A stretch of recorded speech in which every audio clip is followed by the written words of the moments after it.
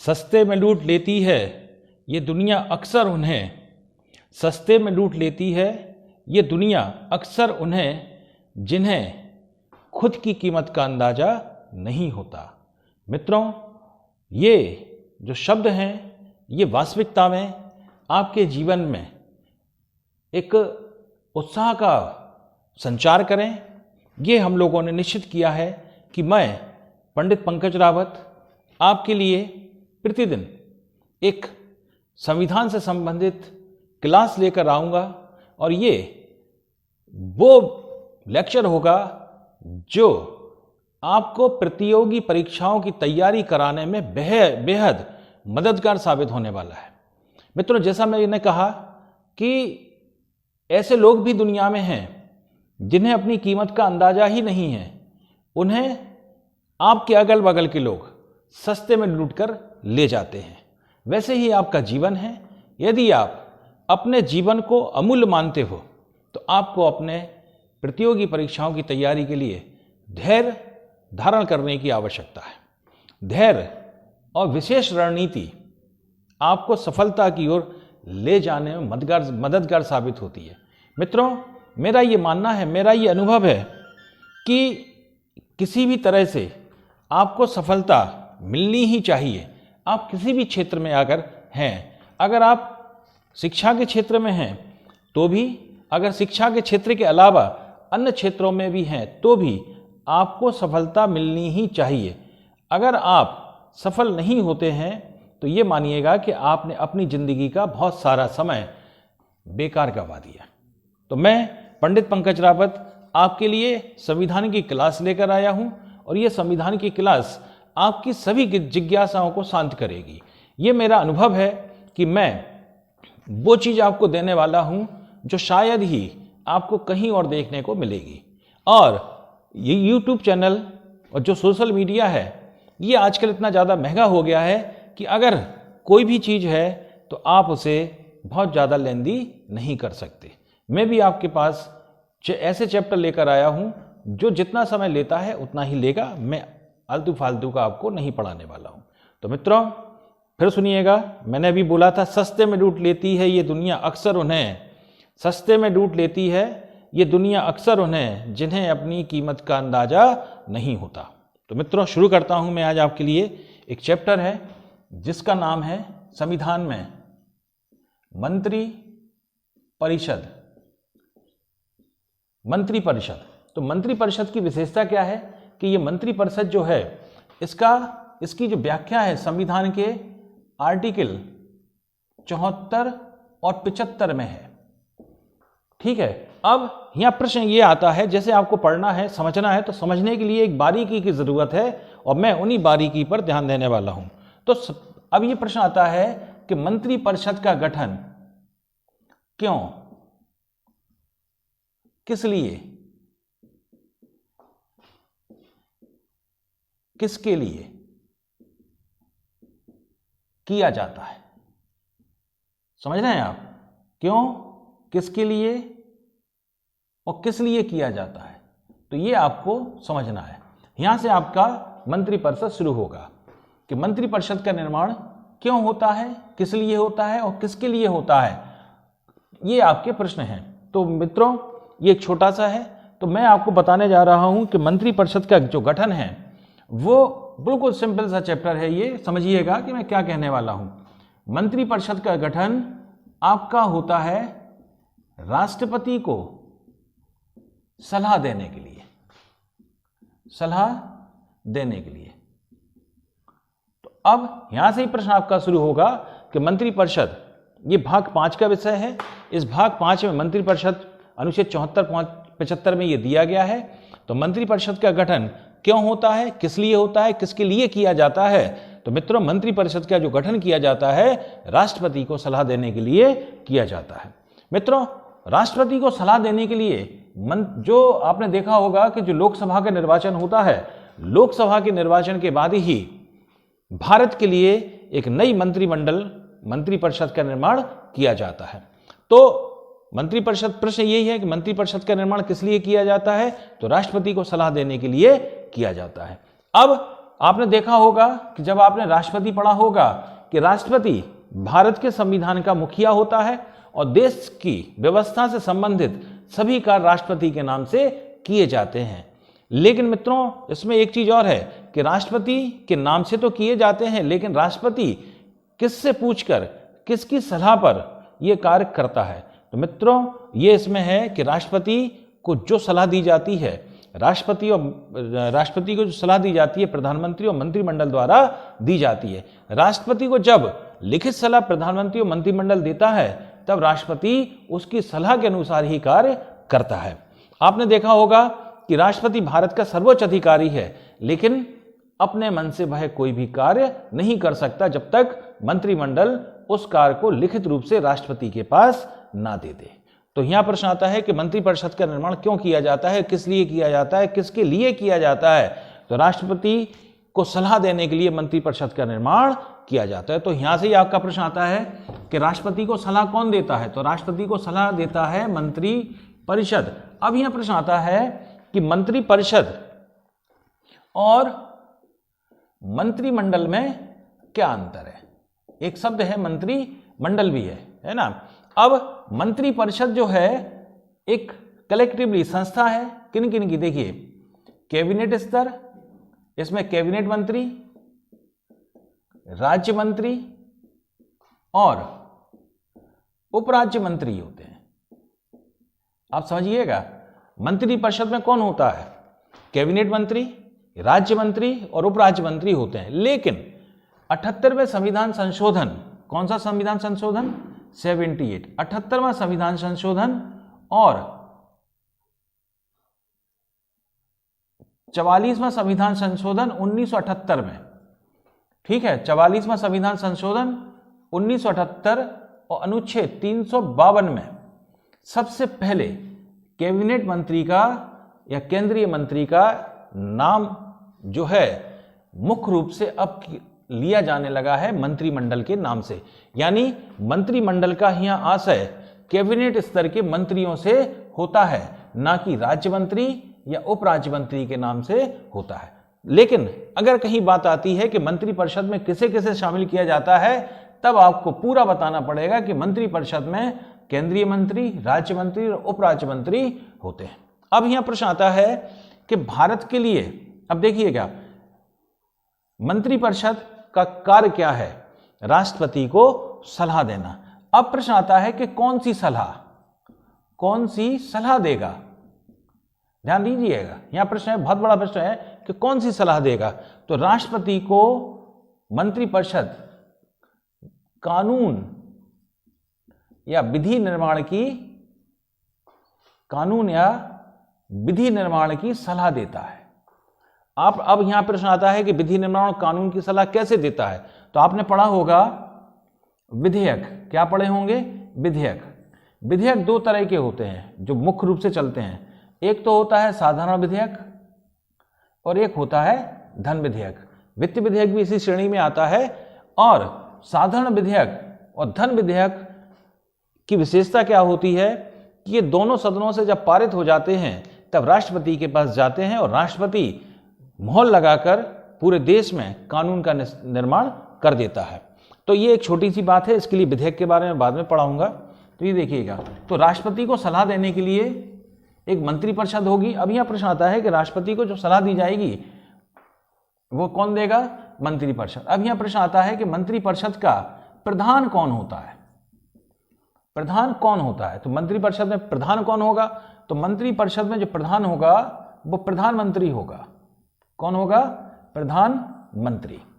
यानी मंत्रिपरिषद में जो भी मंत्री होते हैं सब मंत्री होते हैं, यानी कोई भी व्यक्ति मंत्री स्तर से नीचे नहीं होता। लेकिन प्रश्न ये आता है कि इन मंत्रियों में, सभी मंत्रियों में जो मंत्री मंत्रिपरिषद की अध्यक्षता करता है, कोई ना कोई तो होना चाहिए, तो उस मंत्री को प्रधानमंत्री कहते हैं। यानी प्रधानमंत्री भी एक तरह का मंत्री है। लेकिन सभी मंत्रियों को राष्ट्रपति से मिलने की अनुमति नहीं होती है।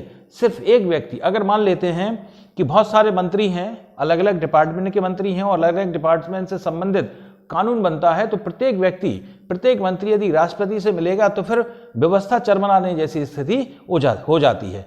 तो जो प्रधानमंत्री होता है सिर्फ प्रधानमंत्री को ही राष्ट्रपति से मिलने की अनुमति दी जाती है कि मंत्रिपरिषद ने, मंत्रिमंडल ने अपनी बैठक में क्या निर्णय लिया, इसकी जानकारी प्रधानमंत्री के माध्यम से राष्ट्रपति को दी जाती है और राष्ट्रपति ने उस सलाह पर क्या निर्णय लिया उसकी जानकारी प्रधानमंत्री मंत्रिमंडल को देता है। ध्यान रखिएगा, सिर्फ प्रधानमंत्री। तो मंत्रिपरिषद का प्रधान कौन होगा? प्रधानमंत्री होता है। अब यह प्रश्न आता है कि प्रधानमंत्री की नियुक्ति कौन करता है? नियुक्ति कौन करता है? ध्यान रखिएगा, तो प्रधानमंत्री की नियुक्ति जो है राष्ट्रपति करता है। कौन करता है? राष्ट्रपति।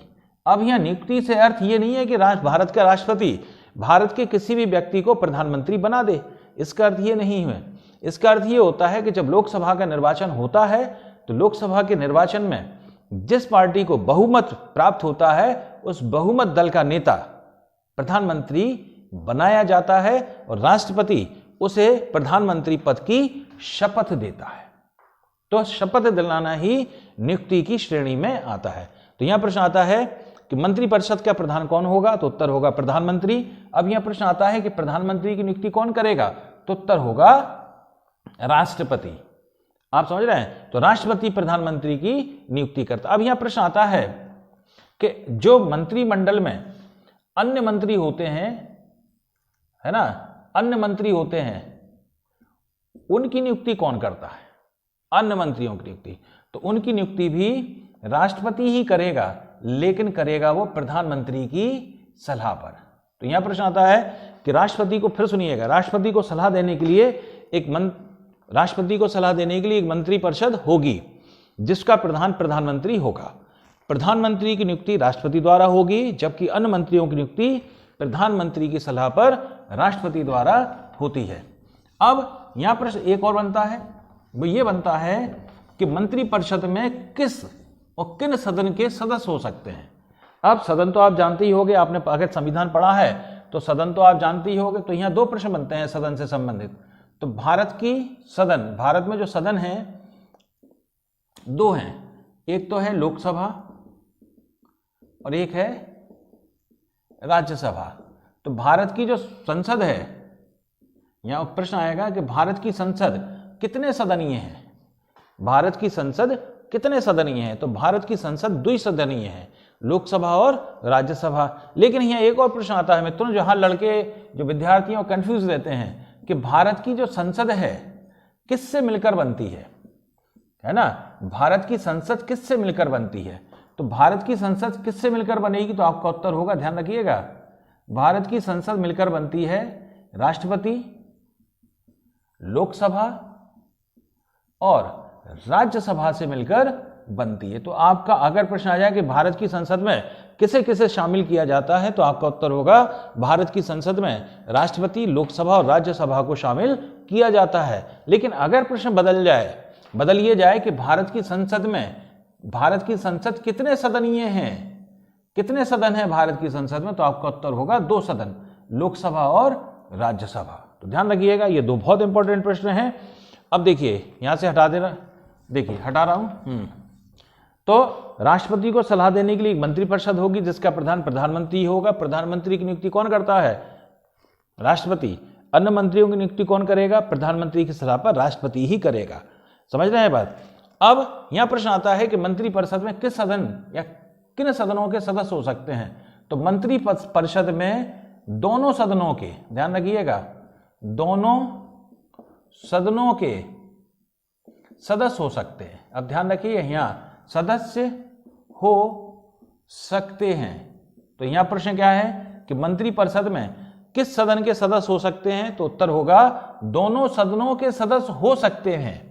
मतलब यहां कंफर्म नहीं है और कंपलसरी नहीं है कि किस सदन के सदस्य होंगे। अकेले लोकसभा से भी मंत्रिपरिषद बनाई जा सकती है, केवल राज्यसभा के सदस्यों से भी मंत्रिपरिषद बनाई जा सकती है, और दोनों सदनों के सदस्यों को मिलाकर भी मंत्रिपरिषद का निर्माण किया जा सकता है। तो मंत्रिपरिषद में किस सदन के सदस्य होंगे? तो आपका उत्तर होगा दोनों सदनों के सदस्य हो सकते हैं।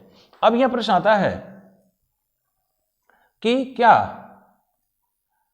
ऐसे व्यक्ति को भी मंत्रिपरिषद में शामिल किया जा सकता है जो दोनों सदनों में से किसी भी सदन का सदस्य नहीं है? तो उत्तर होगा हां, ऐसे व्यक्ति को भी मंत्रिपरिषद में शामिल किया जा सकता है जो ना तो लोकसभा का सदस्य है और ना ही राज्यसभा का है, लेकिन उसे मंत्रिपरिषद में शामिल किया जा सकता है। लेकिन उसके लिए एक शर्त है। शर्त यह है कि उसे 6 माह के भीतर, कितने महीने के भीतर? 6 माह के भीतर संसद के किसी भी सदन का सदस्य बन जाना चाहिए।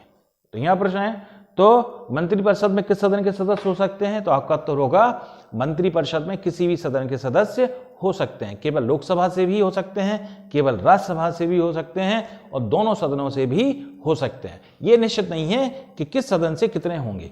इस सदन से मान लेते हैं कि अगर 50 मंत्री हैं, मंत्रिपरिषद में 50 सदस्य हैं, तो 50 लोकसभा के भी हो सकते हैं, 50 राज्यसभा के भी हो सकते हैं, 40 लोकसभा से हो सकते हैं, 10 राज्यसभा से हो सकते हैं, 40 राज्यसभा से हो सकते हैं, 10 लोकसभा से। तो ये निश्चित ये नहीं है, लेकिन उत्तर क्या होगा कि दोनों सदनों के सदस्य हो सकते हैं। अब यहाँ एक और प्रश्न बना है, क्या मंत्रिपरिषद में ऐसे सदस्य को भी शामिल किया जा सकता है जो दोनों सदनों में से किसी भी सदन का सदस्य नहीं है? तो आपका उत्तर होगा हाँ, लेकिन शर्त क्या है कि उसे 6 माह के भीतर संसद का सदस्य बन जाना चाहिए। बन जाने का मतलब यहाँ मनोनीत से नहीं है, निर्वाचन से। तो यहाँ निर्वाचित हो जाना चाहिए। अब एक चीज और है कि यहां पर आपने देखा होगा कि मान लेते हैं कि एक राम है, कोई व्यक्ति है और ये ना तो लोकसभा का सदस्य है और ना ही राज्यसभा का सदस्य है, लेकिन ये प्रधानमंत्री का चहेता है और प्रधानमंत्री चाहते हैं कि ये मंत्री बना दिया जाए और प्रधानमंत्री राष्ट्रपति से कहते हैं कि राम को मंत्रिपरिषद की शपथ दिला दी जाए।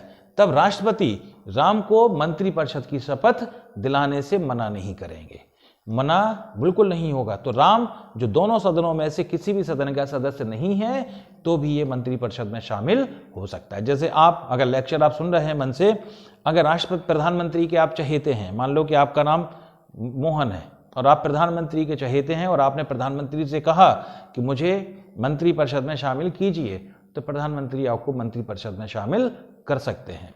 और प्रधानमंत्री राष्ट्रपति से कहेंगे कि मनमोहन एक अच्छा स्टूडेंट है, इसे मंत्रिपरिषद में मैं शामिल कर रहा हूं, आप इसे शपथ दिला दीजिए, तो आपको भी मंत्रिपरिषद की शपथ दिला दी जाएगी, आप मंत्री बन जाओगे। लेकिन आप कितने महीने तक मंत्री रह सकते हो बिना संसद का सदस्य बने? तो आपका उत्तर होगा 6 महीने। अब सुनिए, मान लेते हैं कि आप 6 महीने तक मंत्री रहे और आप दोनों सदनों में से किसी भी सदन में निर्वाचित नहीं हो पाए, किसी भी सदन के सदस्य नहीं बन पाए, तब आपको अपना मंत्री का पद त्यागना होगा, यानी मंत्रिपरिषद से इस्तीफा देना होगा। ध्यान रखिएगा, देना होगा। अब प्रश्न ये आता है कि अब दोबारा से फिर सरकार आपकी चहेती बनेगी, यानी प्रधानमंत्री आपका दोबारा से मन का आ गया दूसरे लोकसभा के चुनाव में। अब फिर आपने प्रधानमंत्री से कहा कि आप मंत्रिपरिषद में मुझे शामिल कीजिए, तब प्रधानमंत्री आपको मंत्रिपरिषद में शामिल नहीं कर सकता। अब यहां प्रश्न आता है क्यों? क्योंकि एक व्यक्ति जो दोनों सदनों में से किसी भी सदन का सदस्य नहीं है, संसद का बिना सदस्य बने अपने जीवन काल में सिर्फ एक बार वह मंत्री बनेगा और सिर्फ 6 महीने के लिए ही बनेगा। अब यहां प्रश्न आता है कि कोई व्यक्ति जो संसद का सदस्य नहीं है और अपने जीवन काल में बिना संसद का सदस्य बने वह कितने महीने तक मंत्रिपरिषद में रह सकता है? तो आपका उत्तर होगा 6 महीने। यदि आपको पुनः मंत्रिपरिषद में शामिल होना है तो आपको मंत्रिपरिषद संसद के किसी भी सदन का सदस्य निर्वाचित होना अनिवार्य होगा। ध्यान रखिएगा। तो अब यहां प्रश्न आता है कि मंत्रिपरिषद में जो बैठकें होती हैं वो कैसी होती हैं? तो मंत्रिपरिषद की जो बैठक है वो गुप्त होती है। कैसी होती है? गुप्त। ध्यान रखिएगा, यहां प्रश्न आता है कि मंत्रिपरिषद की बैठकें किस रूप में होती हैं? तो गुप्त रूप से होती है, लेकिन है ना, गुप्त रूप से होती है। अब यह प्रश्न आता है कि इन बैठकों की अध्यक्षता कौन करता है? तो इन बैठकों की अध्यक्षता प्रधानमंत्री करता है। कौन करता है? प्रधानमंत्री। बैठक में क्या निर्णय लिया गया इसकी जानकारी प्रधानमंत्री राष्ट्रपति को देता है। कौन देता है? प्रधानमंत्री राष्ट्रपति को देता है। किसकी बैठकों की जानकारी? मंत्रिपरिषद की। तो मंत्रिपरिषद की जो बैठक होगी उसकी जानकारी कौन देगा?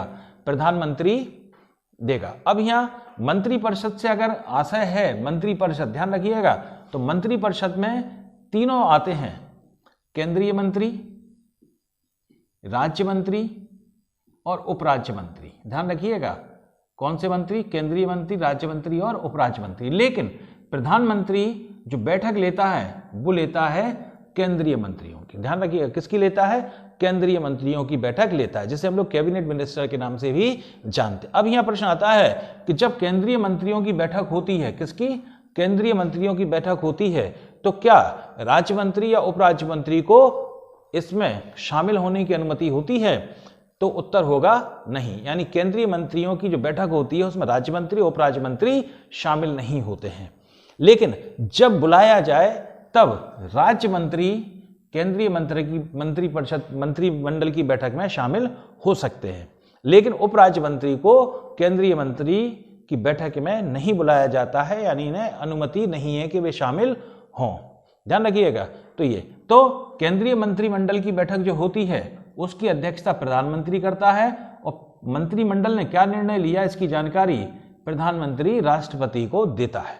अब यहां देखिएगा, अब राष्ट्रपति ने इस विषय पे क्या निर्णय लिया इसकी जानकारी प्रधानमंत्री मंत्रिमंडल को देता है। तो इस तरह प्रधानमंत्री, केंद्रीय मंत्री और राष्ट्रपति के मध्य सेतु का कार्य करता है। काय का कार्य करता है? सेतु मतलब पुल का। ये इंपॉर्टेंट प्रश्न है।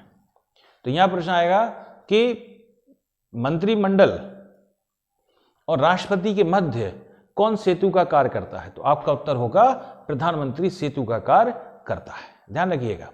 अब एक और प्रश्न आता है कि मंत्रिमंडल है ना, एक शब्द है मंत्रिमंडल और दूसरा शब्द है मंत्री परिषद। ठीक है, जो मंत्रिपरिषद है इसका जो आकार है मंत्रिमंडल से बड़ा होता है। किससे? मंत्रिमंडल से बड़ा होता है।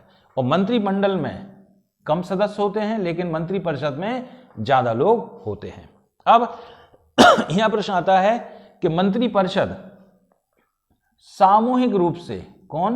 मंत्रिपरिषद सामूहिक रूप से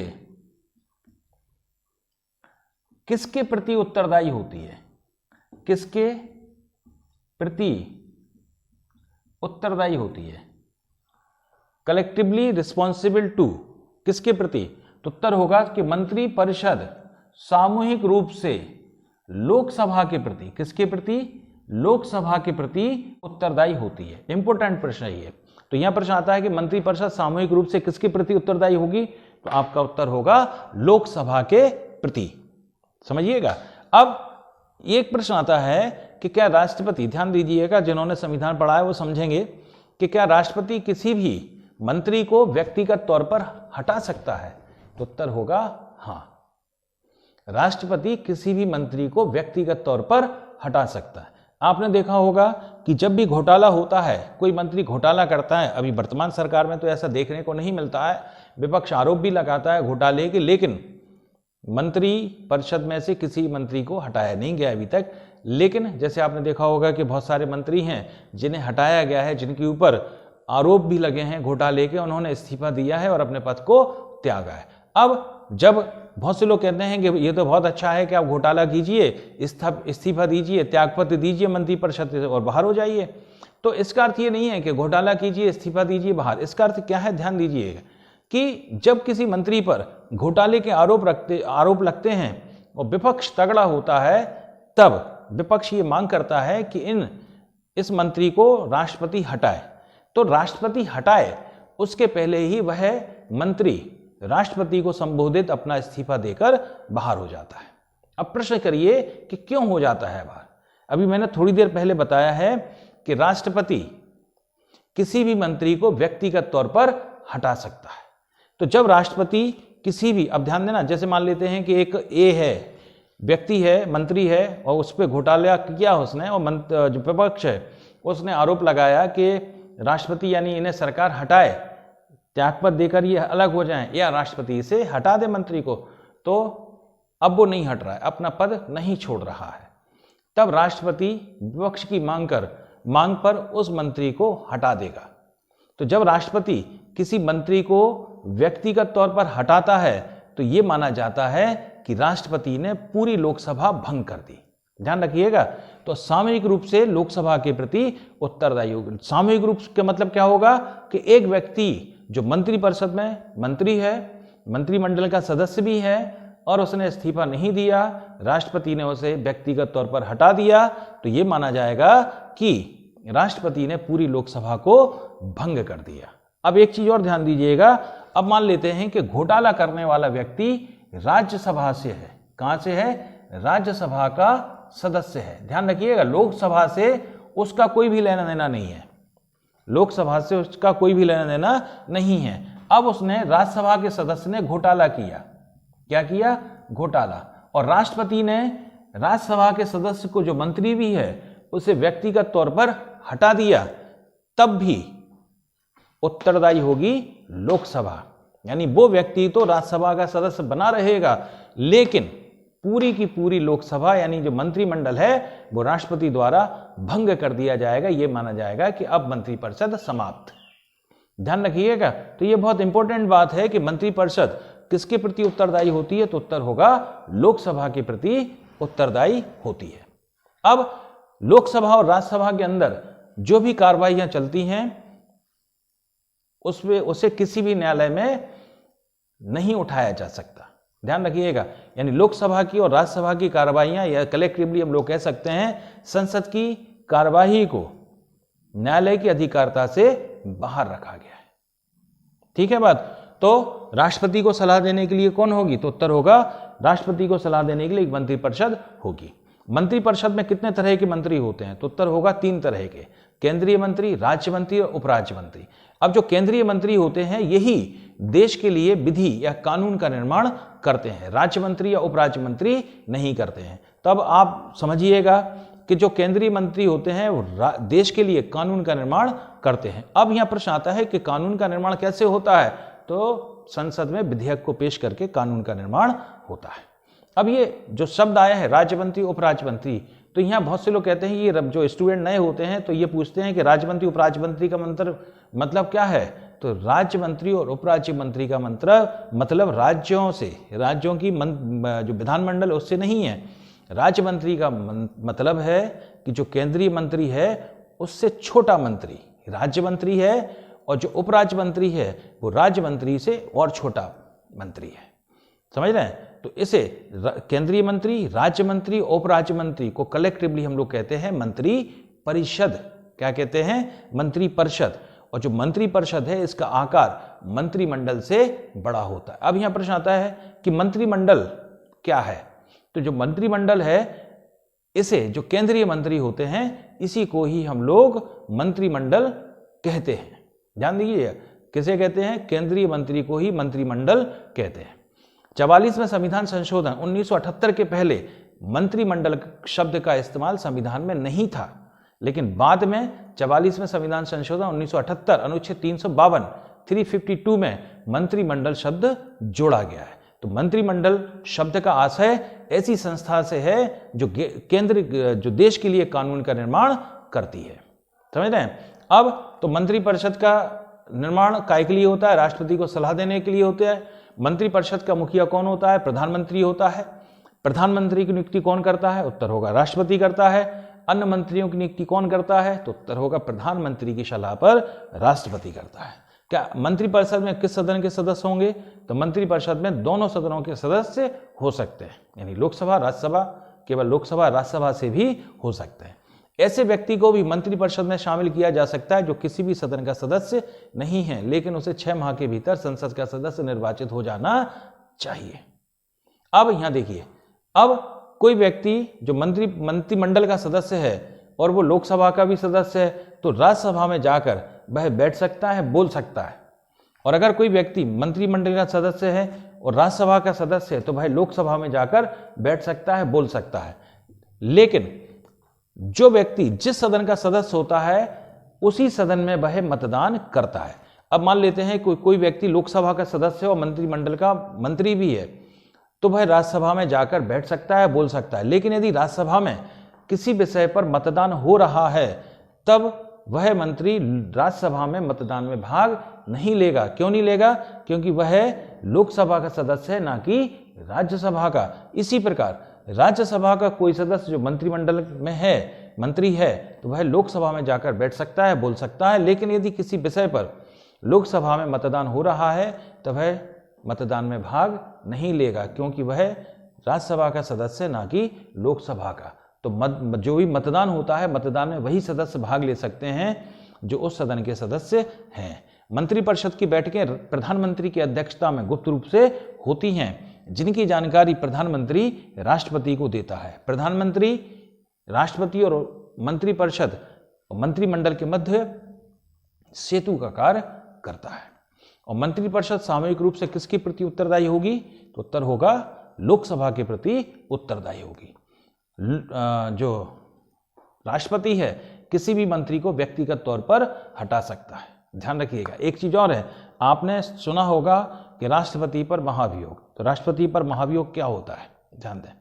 तो राष्ट्रपति पर जो महाभियोग होता है, कैसे लगता है? एक तो संविधान के उल्लंघन पर लगता है, कार्य करने में असमर्थ हो तब लगता है, या कदाचार का आरोपी हो। कदाचार मतलब सदाचार का उल्टा, कदाचार का आरोपी हो।